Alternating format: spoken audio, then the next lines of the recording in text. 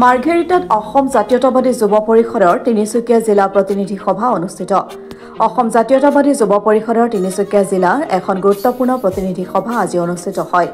পৰিষদৰ কেন্দ্ৰীয় সমিতিৰ নিৰ্দেশ মৰ্মে মাৰ্ঘেৰিটা শাখা সাহিত্য সভা কাৰ্যালয়ত দিনজোৰা কাৰ্যসূচীৰে প্ৰতিনিধি সভাখন অনুষ্ঠিত কৰা হয়। কাৰ্যসূচী অনুসৰি পুৱা পতাকা উত্তোলন কৰে অসম জাতীয়তাবাদী যুৱ পৰিষদৰ কেন্দ্ৰীয় সমিতিৰ সভাপতি অৱনী চলিহাই। স্মৃতি তৰ্পণ কৰে মাৰ্ঘেৰিটা জ্যেষ্ঠ নাগৰিক তথা বিশিষ্ট সমাজসেৱক নৰেশ্বৰ হাজৰিকাই। ইয়াৰ পিছতে কেন্দ্ৰীয় সমিতিৰ সভাপতি অৱনী চলিহাৰ সভাপতিত্বত তিনিচুকীয়া জিলাৰ প্ৰতিনিধি সভাখন অনুষ্ঠিত হয়। সভাত বিশিষ্ট অতিথি হিচাপে উপস্থিত থাকে মাৰ্ঘেৰিটা জ্যেষ্ঠ নাগৰিক তথা বিশিষ্ট সমাজসেৱক ক্ৰমে নৰেশ্বৰ হাজৰিকা, স্থগিত চাংমাই, ৰামনিবাস জিন্দাল, উমেশ বড়োসহ তিনিচুকীয়া জিলাৰ বহুসংখ্যক গণ্যমান্য ব্যক্তি আৰু স্থানীয় ৰাইজ। সংসদীয় ৰাজনীতিৰ বাহিৰত থাকি অসমৰ জনগণৰ হৈ মাত মাতি যাব বুলি পৰিষদৰ কেন্দ্ৰীয় সমিতিৰ সভাপতি অৱনী চলিহাই অৱগত কৰে। আমি অসম জাতীয়তাবাদী যুৱ পৰিষদৰ তিনিচুকীয়া জিলা সমিতিৰ উদ্যোগত মাৰ্ঘেৰিটাত এই অসম সাহিত্য সভাৰ মাৰ্ঘেৰিটা শাখা সাহিত্য সভাৰ কাৰ্যালয়ত জাতীয়বাদী যুৱ পৰিষদৰ এখনি প্ৰতিনিধি সভা, জিলা প্ৰতিনিধি সভা আহ্বান কৰি আজি সভাখন অনুষ্ঠিত কৰিবলৈ লৈছোঁ।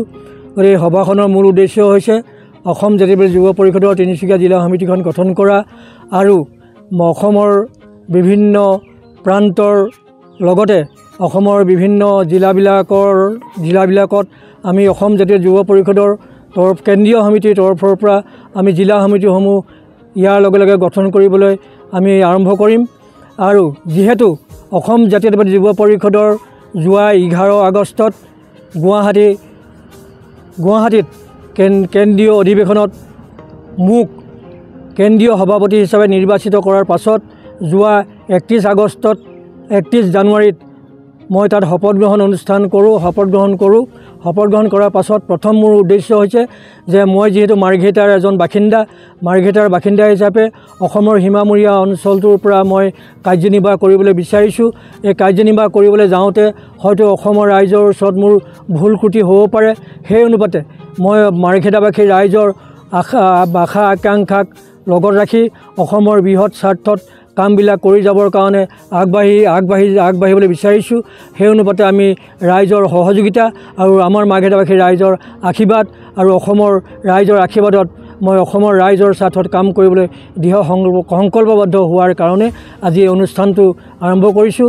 ইয়াৰ লগে লগে আমি যিহেতু অসম জাতীয়তাবাদী যুৱ পৰিষদৰ উদ্যোগত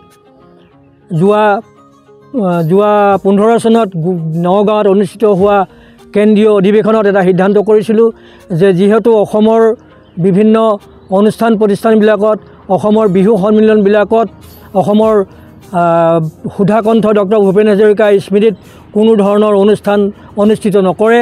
সেই অনুপাতে আমি অসম জাতীয়বাদী যুৱ পৰিষদৰ তৰফৰ পৰা সুধাকণ্ঠ ডক্টৰ ভূপেন হাজৰিকাৰ স্মৃতিত আমি বহাগৰ দিনটোত তেওঁৰ নামত এটি দিন উৎসৰ্গা কৰিবলৈ সিদ্ধান্ত গ্ৰহণ কৰিছিলোঁ, প্ৰস্তাৱ গ্ৰহণ কৰিছিলোঁ। সেই অনুপাতে আমি মাৰ্ঘেৰিটাত প্ৰতি বছৰে আমি এই অনুষ্ঠান ভাগি ভূপেন হাজৰিকা দেৱৰ নামত বহাগৰ এদিন নামেৰে নামাকৰণ কৰি পেলাই অনুষ্ঠান কৰিছিলোঁ। এইবাৰ আমি আৰু এটা ইয়াৰ লগতে সংগতি ৰাখি আমি বৰ্তমান আমাৰ যিজন গণশিল্পী যোৱা কেইদিনমানৰ আগতে দেহৰক্ষা কৰিছে, তেখেতকো আমি সামৰি যিহেতু ৰাজীৱ শদিয়াদেৱৰ নামতো আমি ভূপেন হাজৰিকা দেৱ আৰু ৰাজীৱ শদিয়াৰ নামত এই অনুষ্ঠান ভাগি বহাগৰ এদিন নামৰ অনুষ্ঠান ভাগি উদযাপন কৰিবৰ কাৰণে সংকল্প লৈছোঁ। মাৰ্ঘেৰিটাৰ পৰা অৰুণ ভূঞা, ৰিপোৰ্ট অসম টুডে।